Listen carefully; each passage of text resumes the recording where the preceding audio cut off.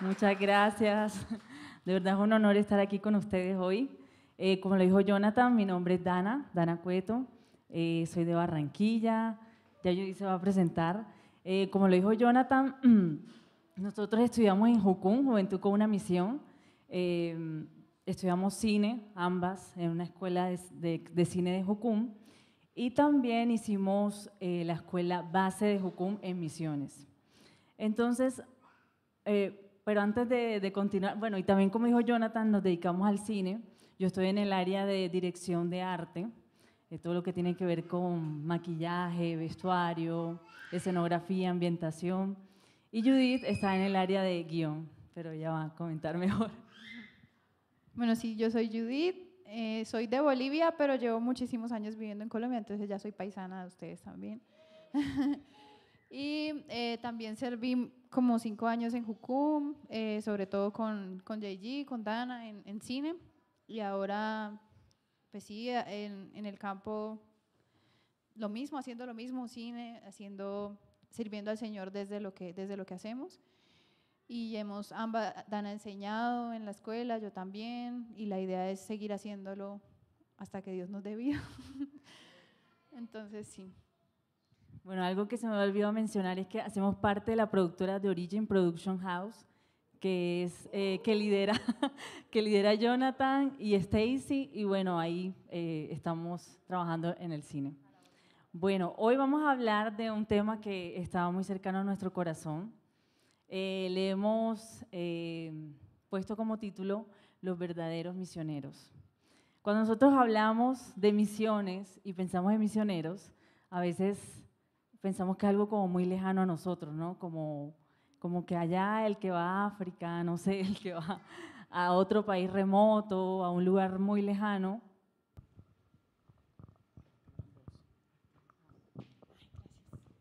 Que va a un lugar muy lejano, ¿verdad? Pero nosotros queremos como hoy acercar ese término a cada uno de ustedes y llevarles como una carga, ¿no? Por las misiones en general. Y misiones tienen que ver con evangelización, ¿verdad? Evangelismo y discipulado. Pero hay un campo misionero que nosotros hemos olvidado y es de lo que les queremos hablar hoy. Pero antes, Judy va a hablar un poquito del origen histórico de la palabra misionero. Pasa que Dana decía que a veces se siente lejano, ¿verdad? Y entonces uno se pregunta por qué. ¿Y por qué sabemos que se siente lejano? Porque cuando a veces nosotras nos presentamos a la gente, nos dicen, ay, las misioneras, y nos presentan así, la gente como que la reacción es como, ay, y a veces subimos una foto, nos saludan, ¿y en qué parte del mundo estás? Me preguntan por lo general, y yo, en Medellín, no me he movido. Entonces la gente tiene una concepción como un poquito abstracta de lo que es ser misionero, y eso viene de la historia. Es normal y es natural que tengan esa concepción porque históricamente la palabra misionero viene de un griego que se llama miso, que significa misión, pero también, no mentiras, ese es el latín. Y el griego es apostol, que significa apóstol, enviado. Entonces, claro, en sus inicios el misionero tenía que salir porque todo empezó en un lugar, ¿verdad? ¿En dónde empezó? Geográficamente, más o menos, los que tienen idea de Biblia. Israel, ¿sí? Entonces, claro, todo empezó geográficamente en un lugar y por eso se habla de ir, se habla de misiones, se habla de lejos. Pero más que eso es reconocer la necesidad, ¿cierto? Entonces, por eso las cosas han cambiado. En ese entonces tocaba viajar muy lejos para llevar el evangelio, pero ahora no es así. Entonces, las misiones han tomado una forma muy diferente. Por eso a veces nos quedamos con el concepto histórico de misionero de hace siglos. Entonces uno piensa que la gente tiene que ir hasta el otro continente. No quiere decir que no, sí hay que ir. Vayan, si alguno aquí tiene el llamado de ir al África, por favor, hágalo. No sé si alguno aquí, pero quiere decir, lo que estoy tratando de explicar es que no nos quedemos en ese contexto antiguo de misionero, porque las cosas han cambiado y están cambiando para mejor, para alcanzar mucho más, abarcar mucho más. Listo. Entonces, como les había dicho, misiones tienen que ver con evangelismo y discipulado, ¿verdad? Y tenemos unos textos bíblicos que si pueden buscar en su Biblia, encontramos en Marcos 16, del 15 al 16, que hay un texto base para las misiones, y es, bueno, cuando ya todos lo tengan me avisan para leerlo. ¿Todos lo tienen? Marcos 16, del 15 al 16. Ah, bueno, aquí está. Y les dijo, ir por todo el mundo y predicar el evangelio a toda criatura. El que creyere y fuere bautizado será salvo, mas el que no creyere será condenado.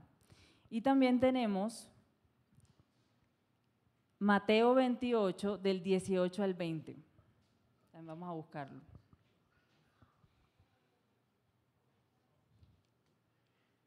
Mateo 28, del 18 al 20.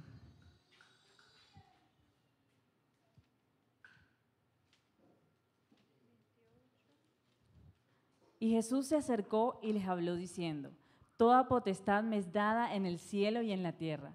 Por tanto, id y haced discípulos a todas las naciones, bautizándolos en el nombre del Padre y del Hijo y del Espíritu Santo, enseñándoles que guarden todas las cosas que os he mandado. Y aquí yo estoy con vosotros todos los días hasta el fin del mundo. La gran comisión. Exacto. Tenemos entonces dos pasajes en que nos podemos dar cuenta que está escrito en un lenguaje imperativo, ¿verdad? Es una orden para cada uno de nosotros. No es como algo que nosotros podemos sí o no hacer, sino que realmente es algo imperativo, algo que se nos invita a hacer. Y me llama mucho la atención cómo comienza este versículo porque dice, toda potestad me da en el cielo y en la tierra, por tanto, id. O sea, por la autoridad que Cristo tiene, tanto en el cielo como en la tierra, nosotros tenemos que ir y hacer discípulos a todas las naciones. Entonces, en el texto anterior, en Marcos vimos que tenemos que ir por todo el mundo y predicar el evangelio, ¿verdad? Y aquí vemos que habla de hacer discípulos y bautizarlos en el nombre del Padre, del Hijo y del Espíritu Santo. Y también habla algo muy importante que dice, enseñándoles que guarden todas las cosas que os he mandado. Entonces aquí vemos que el discipulado se hace a través de la enseñanza, ¿verdad? Y no es como solo de palabras, sino que también nosotros tenemos que enseñar con la manera en que nosotros vivimos.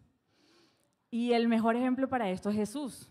Tomó 12 jóvenes, así como tú y yo, y los discipuló y les enseñó todo lo que ellos necesitaban saber sobre la cultura del reino, para que ellos fueran y predicaran esto a toda nación, ¿verdad?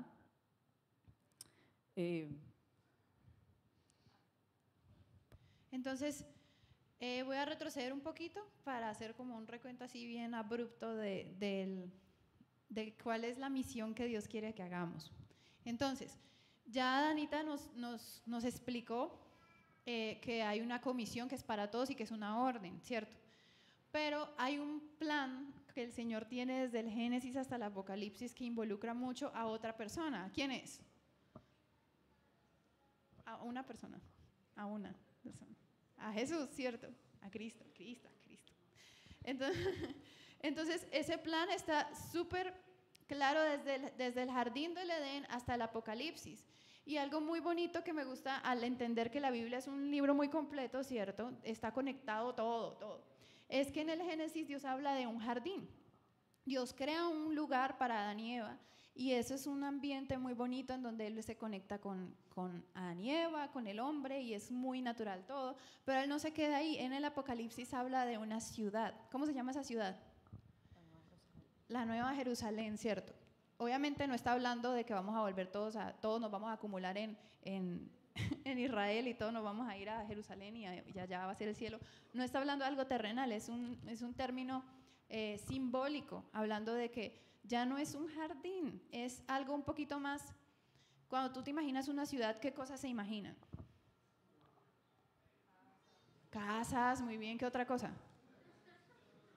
Una ciudad, ¿qué cosas hay en una ciudad que no hay en un jardín? Carreteras, sí, ¿qué otras cosas? Tecnología, ¿cierto? Ciencia, trabajo, ¿cierto? Y las personas que habitan esa ciudad, ¿qué cosas hacen en una ciudad? Entonces, teniendo ese concepto de que ya no es un jardín, sino el Señor mismo, Él dice que prepara una morada. Quiere decir que, pues yo no soy teóloga, yo no sé qué va a pasar allá arriba, pero yo tengo la sospecha de que no vamos a estar solamente tocando arpitas, ¿cierto? Entonces, digo aquí, me parece una eternidad un poquito aburrida, pero sin aseverar qué es lo que vamos a hacer allá, el Señor dice con certeza, la Nueva Jerusalén es una ciudad. Y con todos los ejemplos que ustedes acaban de decir, que carreteras, que no sé qué, les voy a dar como un ejemplo en la Biblia de más o menos cómo describe el Señor esa ciudad. En Apocalipsis 21, 22, esperen un momento. Aquí dice, Apocalipsis 21, 18. Obviamente, desde el 21, desde el capítulo 21, todo el capítulo 21 y 22 está describiendo la Nueva Jerusalén, el cielo nuevo y la nueva tierra. Pero desde el capítulo 21, desde el versículo 18, voy a hablar más como de materiales, así como para que lo visualicemos. A mí me gusta mucho visualizar. Dice, el material de su muro era de jaspe, eso es una piedra preciosa, súper cara y súper difícil de trabajar. Pero la ciudad era de oro puro, semejante al vidrio limpio. Imagínenselo mientras lo leemos. Y los cimientos del muro de la ciudad estaban adornados con toda piedra preciosa. El primer cimiento era jaspe, ya lo dijimos, el segundo zafiro, y el tercero agata, el cuarto esmeralda, el quinto ónice, el sexto cornalina. Bueno, y ahí va mencionando un montón de cosas caras que no conozco ni he visto. Y luego dice, las 12 puertas eran 12 perlas, cada una de las puertas era una perla. O sea, eso se ve como mucho trabajo y se ve precioso de habitar, de hacer muchas cosas en ese lugar. Dice, la ciudad no tiene necesidad de sol y las naciones que hubiesen sido salvas andarán a la luz de ella y los reyes de la tierra traerán su gloria y honor a ella y llevarán gloria y la honra de las naciones a ella. Llevarán la gloria y la honra de las naciones a ella. Está hablando de muchas naciones que llevarán la gloria que ellas tenían hacia ella. ¿Están hablando de qué? Cultura, ¿verdad? Entonces, todo esto nos hace entender que la ciudad se conforma de muchas áreas, de muchos trabajos, de muchas cosas, de muchas esferas de la sociedad. ¿Alguien ha escuchado hablar de las esferas de la sociedad? En una ciudad hay esferas de la sociedad. Entonces, ya que entendimos que el propósito de Dios dentro de su plan es que terminemos en la Nueva Jerusalén y habitando y haciendo que la Nueva Jerusalén sea realidad, vamos a pasar a cómo hacer eso realidad. ¿Qué tienen que ver las esferas? Porque las esferas hacen parte de la cultura de una nación, ¿cierto? Colombia tiene esferas, tiene cultura. Entonces vamos a hablar de eso.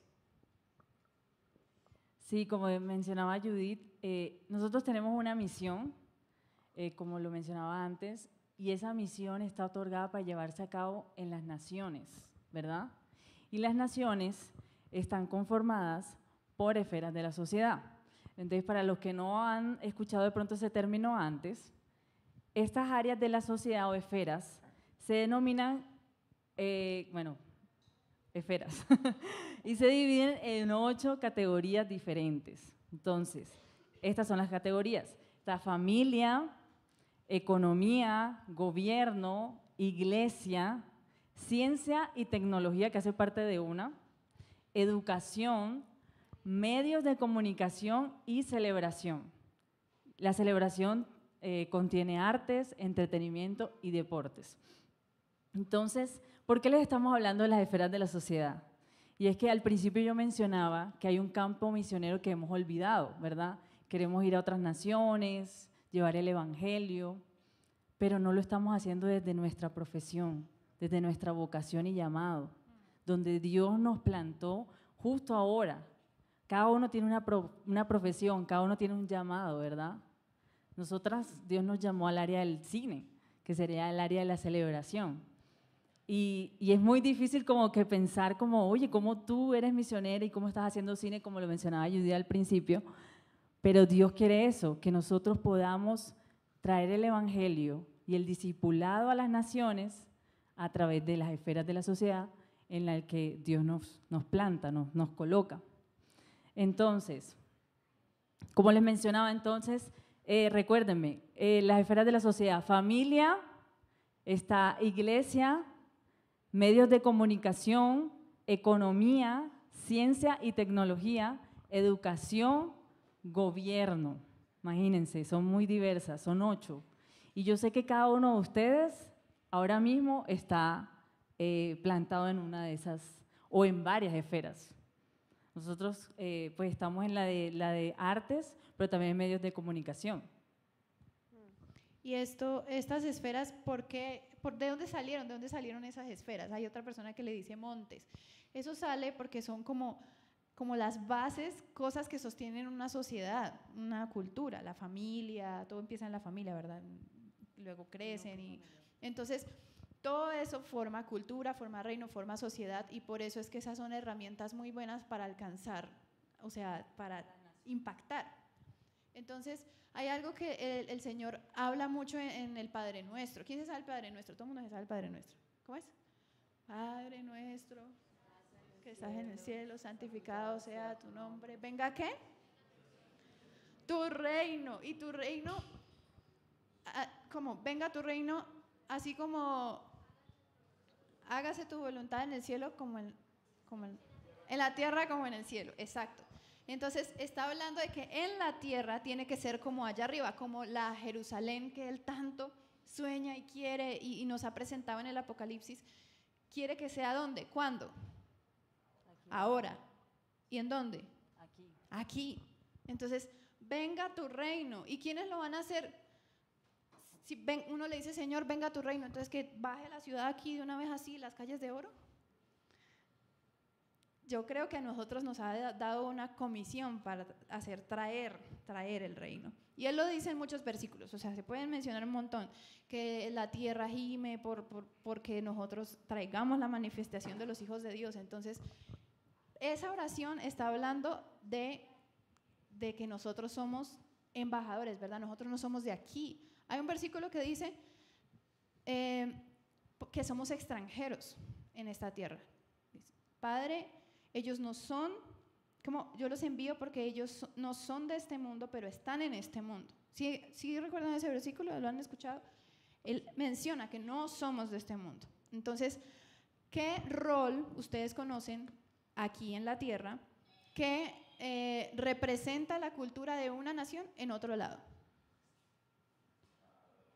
Los embajadores, ¿cierto? Entonces, ese es el rol que Dios tiene para nosotros, embajadores de la Nueva Jerusalén, aquí en la tierra. Bueno, vamos a 2 Corintios 5, del 18 al 20. 2 Corintios 5, del 18 al 20.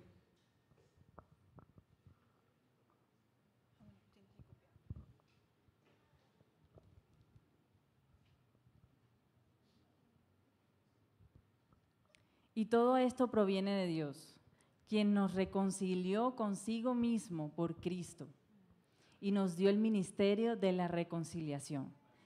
Que Dios estaba en Cristo reconciliando consigo al mundo, no tomándoles en cuenta a los hombres sus pecados, y nos encargó a nosotros la palabra de la reconciliación, que es la Biblia, ¿no? Así que somos embajadores en nombre de Cristo, como si Dios rogase por medio de nosotros. Os rogamos en nombre de Cristo, reconciliados con Dios. Entonces aquí nos da el término de que somos embajadores de Cristo, ¿verdad? Como yo lo mencionaba. ¿Y qué hace un embajador? Un embajador es un enlace entre dos países. Él trabaja para promover y proteger los intereses de una nación en otra. Y nosotros somos llamados a ser embajadores, como lo mencionaba, del reino de Dios aquí en la tierra, ¿verdad? Nosotros los que hemos muerto al pecado, que hemos resucitado nuevamente con Cristo, nosotros hemos recibido una nueva vida y una nueva identidad. Y ahora nuestra patria es celestial. Entonces, debemos promover los valores del reino, reconciliar a todos los hombres, a todas las cosas con Dios. Y buscando como el significado de la palabra reconciliación, dice que reconciliar implica recuperar un estado previo, positivo, traumáticamente quebrantado. ¿Y por qué digo eso? Porque está claro que ahora miramos el mundo y el panorama no es muy favorecedor, ¿verdad? Todo lo que vemos es pecado, maldad, mucha oscuridad. El área del cine es demasiado oscura y estando en la universidad estudiando cine, uno puede darse cuenta cuán quebrantada está esa área. Desde la droga, bueno, muchas cosas, ¿no? Y entonces aquí podemos ver cómo lo que Dios planeó para cada área de la sociedad no se está llevando a cabo. El diseño original de cómo Dios creó, bueno, como Dios quería que funcionaran las naciones, no se está llevando a cabo. Y nos podemos preguntar, bueno, ¿y de quién es la culpa? ¿Verdad? Bueno, nosotros hemos abandonado las esferas de la sociedad. Yo sé que ya ahora de pronto no es así, pero me acuerdo que en el pasado era muy común escuchar a las personas como que no, en la política los cristianos no se meten, no, en el arte los cristianos no se meten, no, en tal área los cristianos no se deberían meter. Entonces hemos abandonado eso y pues quien ha tomado el control ha sido el enemigo, ¿no? Y pues las personas que no aman a Dios, los que no son hijos de Él. Entonces han quebrantado el diseño original de Dios y pues nosotros tenemos una tarea bastante grande y un campo misionero bastante difícil que Dios nos ha entregado. Y con un campo misionero que el enemigo ya ha cogido mucha ventaja y le hemos dejado esa ventaja. Y quiero recordar que ella dijo, Dana dijo, es una orden imperativa, o sea, es una orden que tenemos que obedecer y por desobediencia a esa orden es que nos hemos dejado ganar ventaja en las áreas de la sociedad.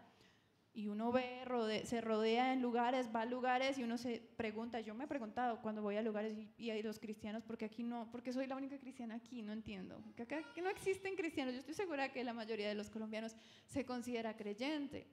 Entonces, ¿por qué me veo tan sola en algunos ambientes?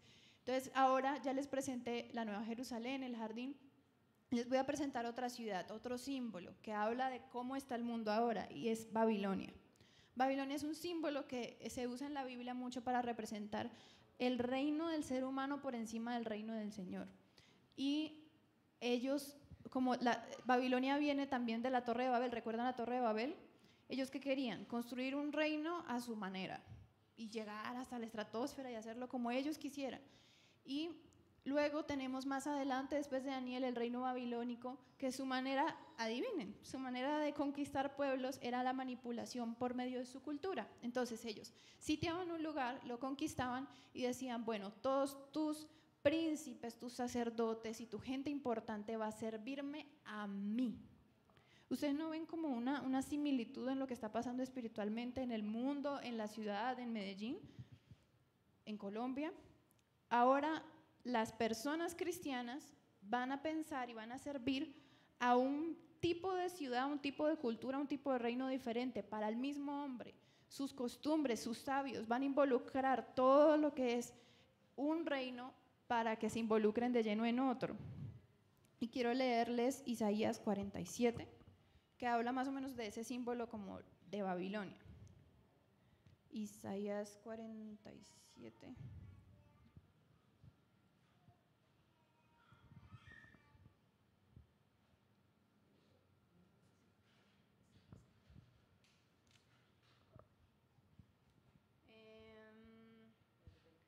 Aquí, Isaías 47.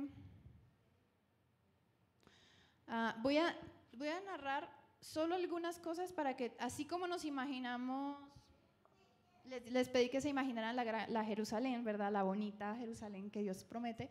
Se imaginen la Babilonia, en la que estamos ahorita, en la que el diablo ha tratado de coger ventaja porque hemos dejado que eso suceda por desobediencia. Y dice así, desde el 9, estas dos cosas te vendrán, 47:9.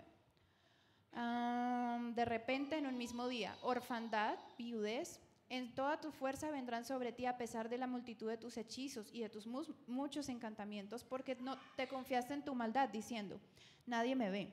Tu sabiduría y tu ciencia te engañaron. Miren que menciona ciencia. Y dijiste en tu corazón, yo y nadie más.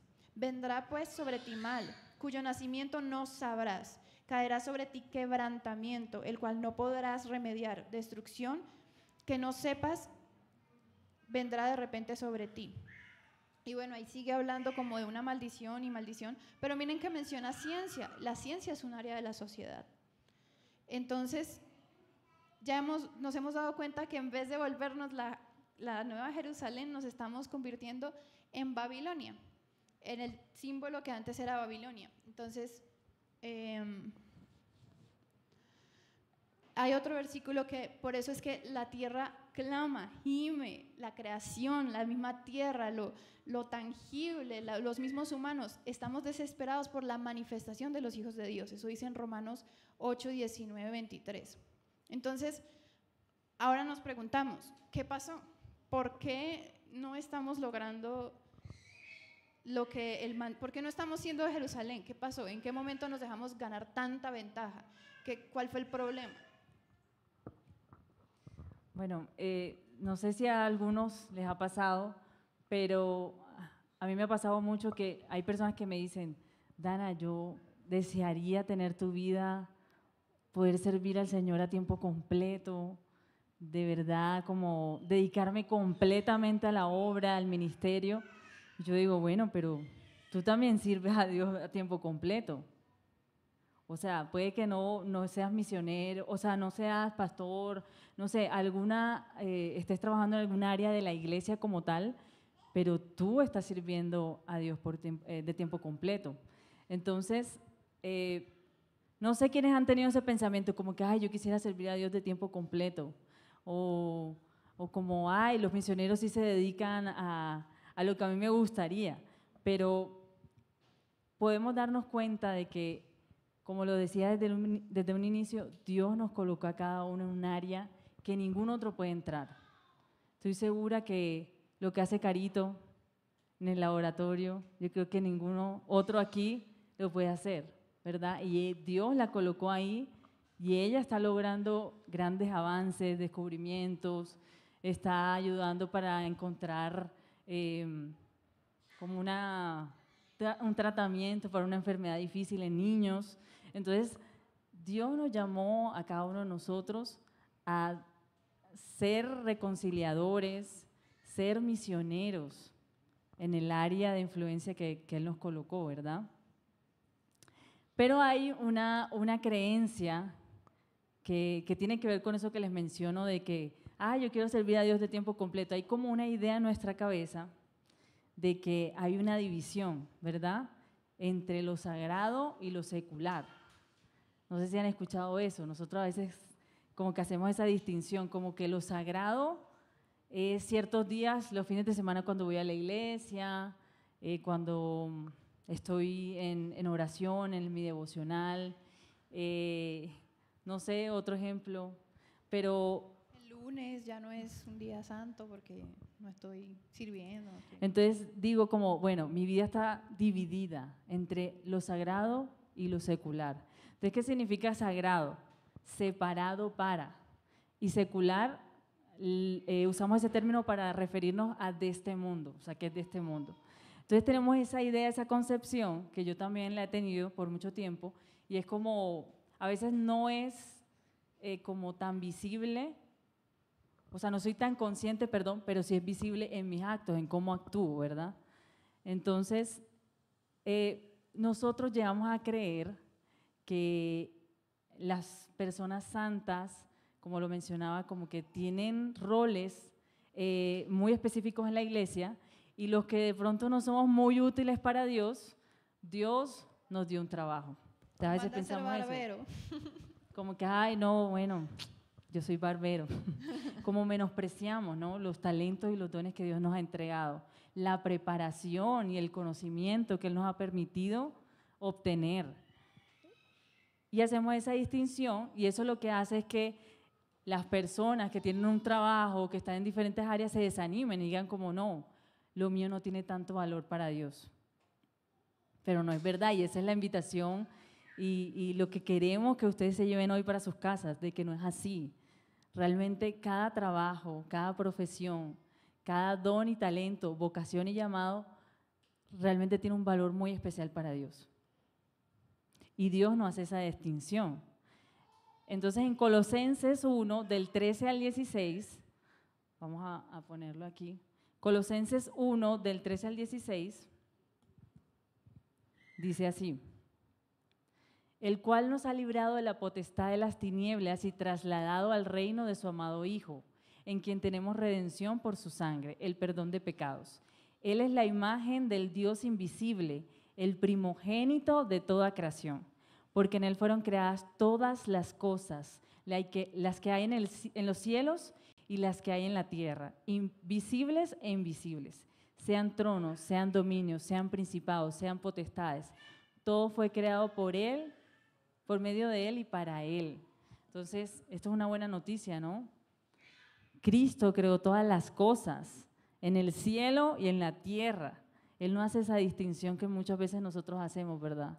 Como que esto es terrenal, esto es eterno, no.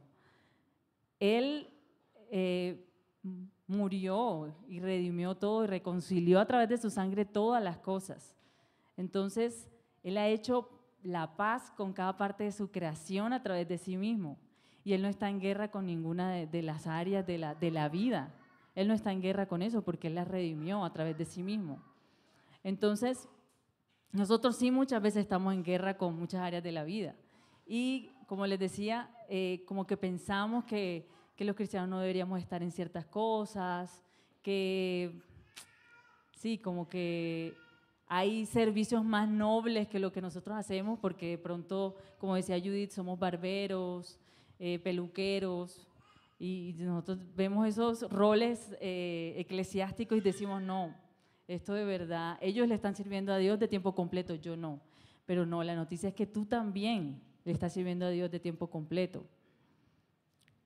Entonces, imagínense, de las 52 parábolas que Jesús contó, 45 tuvieron un contexto en lugar de trabajo. Jesús nunca se ocupó de dividir lo sagrado y lo secular, porque tal división no existía en el pensamiento judío. O sea, eso nunca lo vas a encontrar en el pensamiento judío. Por lo tanto, los judíos siempre tienen este pensamiento de calidad en su trabajo.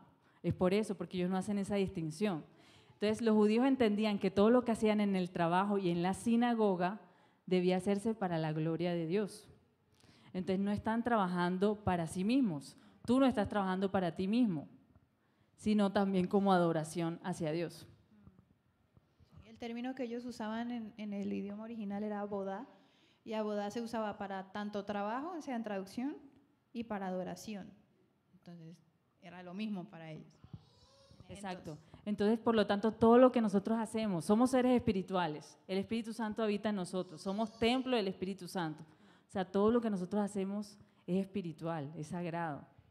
Entonces, el sacarnos de la mente esta división nos puede llevar a entender que el lugar en el que Dios nos ha colocado es un lugar importante y especial, en el cual podemos hacer muchas cosas por su reino. Llevar el evangelio, discipular a través de nuestros oficios, ¿no? Bueno, ¿y eso cómo se ve en la práctica? Porque eso suena muy bonito, pero eso a veces causa como que, ¿cómo así? Usted me está diciendo que yo soy un pedacito de la Nueva Jerusalén, ¿y cómo hago eso? Entonces, yo puse 5, ¿verdad? Pero el Señor les tiene que revelar a cada uno. O sea, usted tiene que orar al Señor, bueno, ¿yo qué hago? Estas muchachas me acaban de decir que yo soy siervo completo tuyo. ¿Por qué? Porque tu vida ya no te pertenece, por eso eres siervo del Señor, punto. Pero les voy a dar 5 maneras como que veo que puedes dedicarte a eso tiempo completo. Primero, el testimonio, y esa es la más fácil. Con tu solo testimonio, ustedes no saben lo poderoso que es. Es que yo quiero que con lo que ustedes se vayan es con carga, con inquietud, pero Dios mío, hay tanta necesidad, Con un testimonio ustedes pueden transformar demasiadas cosas. En medio de un dolor, en medio de una dificultad, la manera en que tú lo afrontas, simplemente como le cuentes a otra persona, no, yo estoy afrontando esto, pero con paz en mi corazón porque tengo la paz que sobrepasa todo entendimiento. Eso es un testimonio. Y con eso que tú le cuentes mientras le estás cortando el pelo a otra persona, tú no tienes ni idea del poder que tiene eso. Pero el solo testimonio La Biblia dice que somos cartas abiertas para los que no leen la Biblia. Y eso, tenemos unos amigos aquí, y quiero honrarlos y hablar de eso, que ellos tienen la visión de hacer una cafetería. Y ellos nos han contado mucho, me dieron ganas de llorar, ¿por qué? Ellos nos han contado mucho la cantidad de vidas que han impactado solamente sirviendo café, hablando de café. Y ustedes dicen, ¿pero eso qué tiene que ver? Muchísimo, porque solo las conversaciones que pueden llegar a tener por medio de eso, simplemente es una herramienta que te ayuda a. Y la segunda manera, de cómo dije, la primera, testimonio. La segunda, usando los dones que el Señor nos dio. Eso está en 1 Corintios 12, no me acuerdo el versículo. Pero bueno, ustedes se acuerdan. Dones de lenguas, dones de fe, profecía. Bueno, ustedes son unos tesos en la palabra. Palabras de ciencia. Bueno, hay un montón de dones.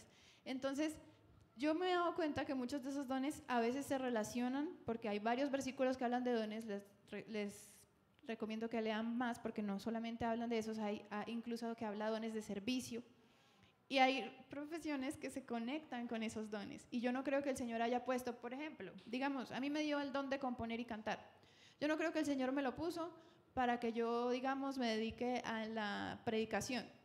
Espérate. Sí, yo puedo predicar en algún momento, pero para algo Dios me dio ese don.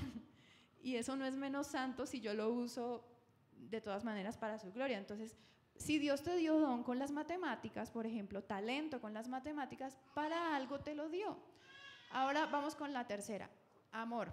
Después de Corintios 12, que habla de los dones, sigue el famoso 1 Corintios 13. ¿Y de qué habla 1 Corintios 13? El amor. Y la transición que hace de 1 Corintios 12 a 1 Corintios 13 es, estos son sus dones, bla, bla, bla, bla, bla, bla, bla, bla, bla, todos estos, cualquiera puede ser, pero les tengo uno mucho más excelente, dice la Biblia. Y luego pasa introduciendo Corintios 13, el amor. Porque usted puede tener todos esos dones, pero si usted no hace con amor, mire, baila. Y el cuarto, servicio. En Marcos 10, es que son muchos versículos que hablan de servicio en la Biblia, yo solamente apunté estos dos. Marcos 10, 43 al 45, y el otro es Juan. Y ambos son versículos en los que Jesús muestra cómo el servicio es la verdadera forma de servir. Es como otra forma de ser misioneros, por así decirlo. Y es, el que quiera ser mayor de ustedes tiene que ser siervo, ¿cierto? Y que se sirvan los unos a los otros, todo el tiempo. Si tú todo el tiempo estás pensando en servir, estás siendo misionero, porque estás pensando en los demás. Y la quinta manera es ser buenos ciudadanos en Babilonia. Uy, ¿cómo así? ¿No estamos hablando de la Nueva Jerusalén? Bueno, pasa que en Babilonia es donde estamos. O sea, estamos en el mundo, aquí estamos. Dios dice, no somos de este mundo, pero estamos aquí. ¿Y cómo hacemos entonces si en mi nación es legal el aborto? En mi nación, no sé, ponen una ley que no puedo leerla. Bueno, no sé, pueden pasar tantas cosas en Babilonia, que es donde estamos ahora. Pero ahí dice, en 1 de Pedro 13, y esa sí quiero que lo leamos, 1 de Pedro 13, 19. ¿Qué dice? 1 de Pedro 1, 13, 19. Y dice, esta es un llamamiento a la vida santa, ¿verdad? Eso es tu llamado. Si ustedes quieren saber qué hacer, léanse 1 y 2 de Pedro completito. Ahí les dejo tarea para la casa. Pero voy a leer estos versículos primeros que dicen, por tanto, ceñid los lomos de vuestro entendimiento. Sed sobrios y esperad por completo la gracia que se os traerá cuando Jesucristo sea manifestado. Como hijos obedientes, no os conforméis a los deseos que antes teníais estando en vuestra ignorancia, sino como aquel que os llamó es santo, sed también vosotros santos, porque yo soy santo. Y dice después en Juan 17, 8, 20.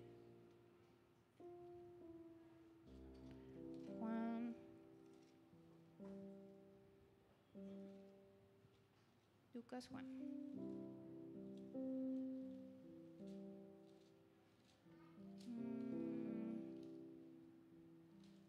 ¿Ya lo tienen? Yo no sé por qué les pregunto si creo que ni trajeron la Biblia.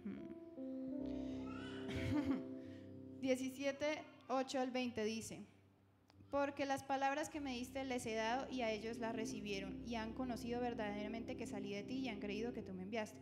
Yo ruego por ellos, no por el mundo, sino por los que me diste, porque tuyos son. Y todo lo mío es tuyo y todo lo mío, ¿qué? Y lo tuyo mío, y he sido glorificado en ellos. Y yo ya no estoy en el mundo, mas estos están en el mundo y yo voy a ti. Bueno, ahí como que hace toda esta repetición de que nosotros somos los que estamos en el mundo, ¿no? Ya nos dejó claro que Él se fue y que quedamos aquí, pero Él está en nosotros. Entonces dice, no ruego que los quites del mundo, el 15, sino que los guardes del mal. No son del mundo, pero como tampoco yo soy del mundo, santifícalos en tu verdad, tu palabra es verdad, como tú me enviaste al mundo. La Biblia tiene miles de instrucciones de cómo portarse aquí en la tierra. Sométanse a sus autoridades, sean santos, cómo portarse como obispos. Hay millones. Entonces, ¿cómo puedo impactar en la esfera? ¿Cómo puedo ser un buen ciudadano de aquí? Lean la Biblia, ámenla, porque les voy a decir algo. Si la misión es hablar del Señor y hacerlo conocido, yo no lo voy a hacer si yo no lo conozco primero. Hay un versículo que dice, esta es la vida eterna, que te conozcan a ti, el único Dios verdadero. Entonces, si yo ya lo disfruté, si yo ya lo viví, si yo ya lo sentí así dentro de mí, en algún momento va a querer salir. Mi lenguaje de amor a veces es contarle a Dana mi postre favorito y hacérselo saber y compartírselo, y que ella disfrute de mi misma felicidad, o compartirle una canción a algún amigo que me gustó mucho porque quiero que disfruten la misma experiencia que yo tuve. Y si yo fui sana, restaurada y tuve una vida nueva y estoy como tan feliz por lo que el Señor hizo conmigo, ¿yo por qué no voy a querer que otras personas lo hagan? Eso tiene que ser algo natural, no se lo deleguen a un misionero que va a África. Eso no es responsabilidad, eso es lavarse las manos, es decir, bravo, me encantaría tener tu vida, yo quisiera dedicarme a predicar el Evangelio. ¿De qué estás hablando? El Evangelio está en ti y al lado tuyo hay mucha gente que no conoce. Si tú no sientes responsabilidad de hacerlo en algún momento, de la manera que sea, porque cada uno tiene Dios dice que Él da diversidad de ministerios y Dios es un Dios diverso. Si no, mírenos a los dos, nos parecemos pero somos diferentes. Él es un Dios diverso y tiene diversos ministerios. Pídeselo, Él te lo va a regalar, Él te va a revelar, pero el hambre no va a llegar a ti de compartir la gran comisión, de formar parte de la Nueva Jerusalén, si tú no has recibido primero ese fuego interior de wow, lo que yo tengo lo tiene que tener la gente que amo. Primero la gente que amo, porque uno primero comparte con la gente que ama. Yo lo que me hace feliz, primero lo comparto con la gente que amo. Y luego con la gente que veo que lo necesita. Cargas, esta persona esto lo necesita y se lo doy. Entonces, recuerden que Dios siempre dijo que Él quiso una ciudad, un país, una nación de sacerdotes. Así como Dios puede llamarlos a todos sacerdotes, a todos, nación de sacerdotes, porque ya no quiere que una persona se comunique con Él, quiere que todos podamos ir a Él. Ahora yo digo, Él quiere que todos seamos misioneros. Sí, es una tarea que tenemos todos y compartir el Evangelio, como lo decíamos al inicio, es imperativo, es una orden de parte de Dios y nosotros tenemos el Evangelio, tenemos el amor de Dios y debemos compartirlo con todos los que nos rodean, en el trabajo, buscar oportunidades. Como decía Judith, el testimonio es súper importante, el testimonio abre puertas al Evangelio, porque te das cuenta de que no son solo palabras, ¿no? Que la persona está viviendo algo diferente. Entonces, la invitación es que busquemos en nuestro trabajo las oportunidades para compartir el Evangelio, pero también conozcamos a Dios, conozcamos su palabra. En la Biblia hablan de todas las esferas de la sociedad, hablan en la Biblia. Y sería bueno que tú puedas identificar en qué esfera te colocó Dios y tú puedas prepararte, leer, escudriñar la palabra y decir, bueno, Dios, ¿qué dices tú acerca de la esfera de la celebración y de las artes? Ese trabajo lo hice yo y de verdad Dios habló mucho a mi vida a través de cómo construyeron el templo, cómo Dios llamó a los artistas a los artesanos, a que hicieran parte de esa construcción de ese templo y cómo Dios los guió a través de su Espíritu Santo. Entonces, de verdad, Dios habla de cada una de las esferas, de la ciencia, de todo. Lo que tenemos que hacer es escudriñar la palabra, conocer a Dios. Él Y va a poner también, la carga. sí, y otra cosa también es ser excelentes. Eso también abre puertas al Evangelio, ser excelentes. A mí me encanta la historia de Rembrandt, un pintor. Él de verdad fue un estudioso de la luz y estudió tanto la luz que en sus obras plasmó ese conocimiento, y es la obra y todavía es un pintor conocido de la etapa del barroco, y de verdad él fue un estudioso. Entonces que nosotros también podamos ser estudiosos en el área que Dios nos colocó. Jonathan siempre nos dice como que crezcan en su profesión. Entonces, eso también es una invitación como de ser excelentes donde Dios nos colocó, porque eso también abre puertas, porque ya no vivimos en un mundo donde la gente no quiere ser excelente. Entonces eso, al ver que hay un espíritu diferente en ti, la gente puede decir, oye, hay un Dios en ti, que no está en mí y quiero conocer a ese Dios. Y es un reto. Yo a veces, pues si uno dice, no, yo llevo sirviendo a Dios tantos años, pero a veces se torna difícil. El enemigo no va a querer y obviamente van a pasar muchas cosas, te va a acusar, uno va a decir, ay, pero yo no estoy, porque la Biblia dice, no, muéstrense irreprensibles para que la gente pueda ver en ustedes la gloria de Dios. Y yo, Señor, yo no creo que vean gloria cuando me vean. Y a veces también hay que rendir eso al Señor. Dios dice que Él va a completar su obra en nosotros. Y yo creo que Él lo va a hacer. Y a veces me toca tener más fe que otros días, a veces yo voy con mucha seguridad, a veces voy temblando, como cuando me paré aquí. Pero el Señor dice que Él va a completar la obra, entonces confíen que el Espíritu Santo también habita en ustedes. Así hagan cosas sencillitas, nada es minúsculo para el Señor. Él dice que el cuerpo, que todo, que la uña del pie, que todas las partes del cuerpo son súper importantes. Entonces, confíen de verdad que el Señor está en ustedes. Hay mucha necesidad, de verdad. Hay mucha necesidad, o sea, es muy denso, es muy oscuro. Si yo les contara las cosas que he visto en cine, y Dana también, sé que también, las cosas tan oscuras y podridas, y sé que si yo le pregunto a cada uno de ustedes, ¿cómo les fue en la universidad? ¿O cómo va en su trabajo? ¿Qué cosas han escuchado? ¿Qué cosas han visto? Nada más el pastor ahorita estaba hablando de cómo está Medellín, qué cosas él ha escuchado, ha visto. Yo sé que cada uno, si ahorita piensa, se puede ver la oscuridad. Somos llamados a hacer luz en esa oscuridad. Vamos a hacer luz en medio de la iglesia, claro, aquí todos podemos ser velitas, y aquí hay muchas velitas, pero aquí no está tan oscuro como allá afuera. Entonces, hay que ser conscientes de eso, de que eso no fue llamado solamente para los misioneros que van al África. Vuelvo a decir, no se laven las manos, todos somos misioneros. Hay una frase que es muy dura, pero la voy a soltar, que es de un un predicador muy famoso que se llama Charles Spurgeon, lo recomiendo, es excelente con sus predicas.